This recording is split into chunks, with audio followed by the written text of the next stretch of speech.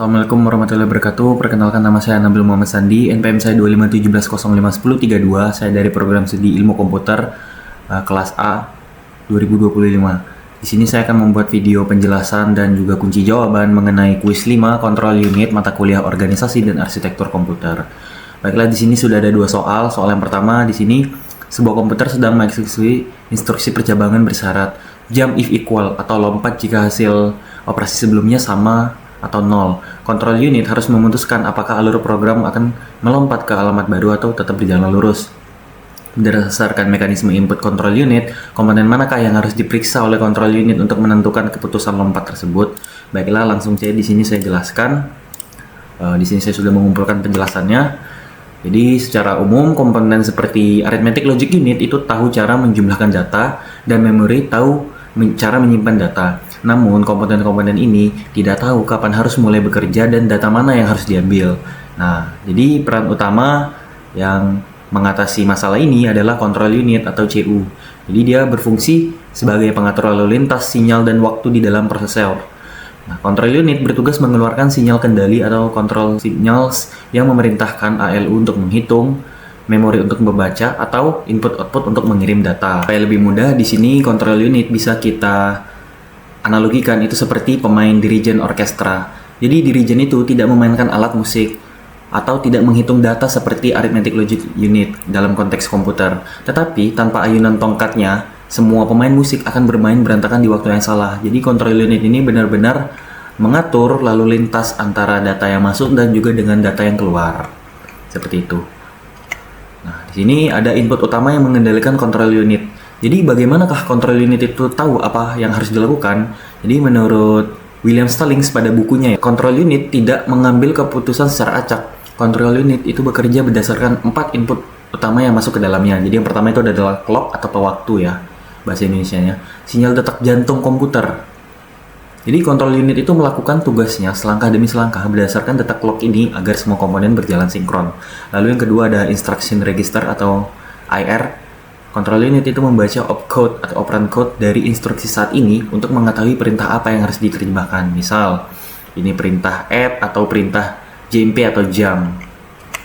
Dan yang ketiga ada penanda status, yaitu flags, hasil dari ALU sebelumnya, seperti sign flag atau zero flag. Input ini penting agar CPU tahu kondisi sistem. Misal, apakah hasil hitungan sebelumnya bernilai 0. Dari sini kita sudah tahu jawabannya, bahwasanya jawaban dari nomor 1. Jadi berdasarkan mekanisme kontrol unit, komponen mana yang harus diperiksa oleh CU untuk menentukan keputusan lompatan tersebut. Sudah jelas bahwa nilai status pada flags register hasil operasi ALU sebelumnya, karena hasil flags ini adalah kita butuh hasil sekarang untuk menentukan apakah percabangan ini akan dilanjutkan atau akan dilakukan atau tidak. Jadi kita harus tahu nilai status pada flags register hasil operasi ALU sebelumnya sebelum kita melakukan percabangan bersyarat tersebut sesuai dengan yang sudah dijelaskan di sini. Lalu yang keempat itu ada control signals dari bus, sinyal dari luar CPU seperti sinyal interupsi dari perangkat input output. Nah, di sini mungkin bisa lanjut ke soal nomor 2. Sebuah tim insinyur sedang merancang chip prosesor khusus untuk kebutuhan militer yang dipasang pada sistem kendali rudal. Sistem ini membutuhkan kecepatan pemrosesan sinyal, instruksi yang instan dan mutlak tanpa toleransi keterlambatan latensi sedikit pun. Di sisi lain, fungsi instruksi rudal tersebut sudah final dan tidak akan diubah atau diupdate lagi di masa depan. Jadi berdasarkan trade-off desain arsitektur, jenis implementasi kontrol unit manakah yang paling ideal untuk dipilih oleh tim insinyur tersebut?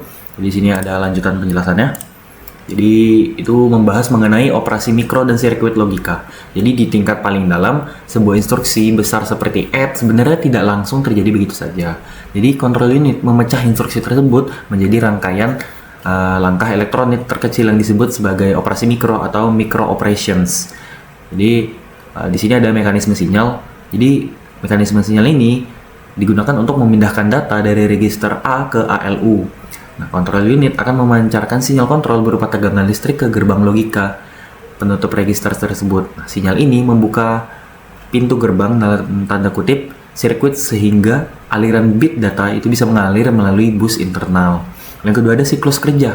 Kontrol unit itu mengatur urutan operasi mikro ini melalui 4 siklus utama yang seperti Di sini tertera ada fetch atau mengambil, indirect atau mencari alamat, execute atau mengeksekusi, dan interrupt atau menangani interupsi. Lalu di sini ada hardware versus microprogram. Jadi dua cara circuit physics control unit itu didesain oleh pabrikan itu ada dua. Yang pertama itu ada hardware control unit. Jadi cara kerjanya control unit ini dibuat murni dari kombinasi sirkuit gerbang logika, kabel fisik, dan decoder keras. Nah, karakteristiknya, eksekusi sinyalnya itu sangat cepat karena arus listrik langsung mengalir lewat sirkuit fisik tanpa perantara. Namun, desain ini sangat kaku. Jika ada kesalahan desain atau ingin menambah instruksi baru, chip fisik tersebut harus didesain ulang dari awal di pabrik. Jadi, tidak bisa diubah di tengah jalan. Jadi, ketika ada kesalahan, kita harus mengulangnya dari awal. Yang kedua ada microprogram control unit.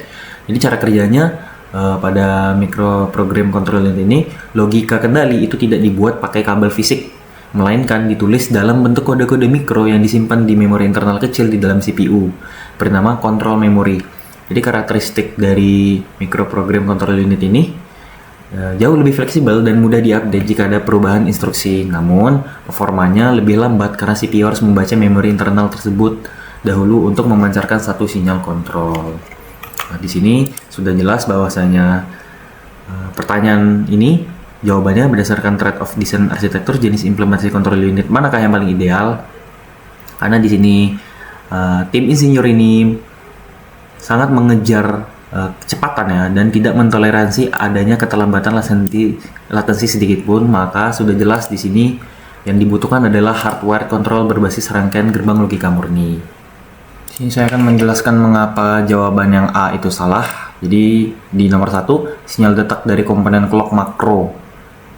Nah, jadi clock itu hanya mengatur kapan instruksi dieksekusi atau waktu sinkronisasi, bukan menentukan logika keputusan benar atau salahnya sebuah kondisi. Nah, lalu yang C, alamat memori yang dikirim oleh memory address register atau MAR. Jadi ini juga salah karena MAR adalah penampung alamat memori, bukan input yang memberikan informasi kondisi logika kepada kontrol unit. Lalu yang di terakhir, sinyal interupsi yang datang dari data bus eksternal ini juga sudah jelas salah karena sinyal interupsi bus digunakan untuk menghentikan program karena ada urusan input output, bukan untuk mengevaluasi kondisi if else internal program. Seperti itu. Lalu di sini lanjut kepada nomor 2. Jadi kenapa yang nomor 2 tadi microprogram control berbasis kontrol memori ini salah? Jadi sudah jelas desain microprogram itu menggunakan memori internal yang membuat sinyal kontrolnya lebih lambat atau ada delay membaca memori sehingga tidak cocok untuk sistem instan tanpa toleransi latensi. Jadi sudah jelas tidak tepat. Lalu yang ke B, ada software defined control yang dikelola langsung oleh sistem operasi. Ini juga salah karena control unit adalah kemampuan komponen hardware murni di dalam CPU.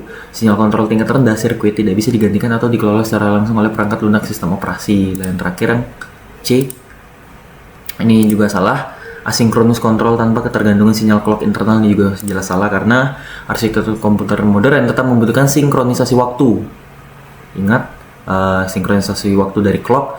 Jadi menghilangkan clock secara total akan membuat sirkuit mengalami rest condition atau kekacauan waktu data. Jadi dari sini bisa kita submit jawabannya. Baiklah, sekian penjelasan dari saya. Mohon maaf apabila ada kekurangan ataupun kesalahan. Saya akhiri. Wabillahi taufiq wal hidayah. Wassalamualaikum warahmatullahi wabarakatuh.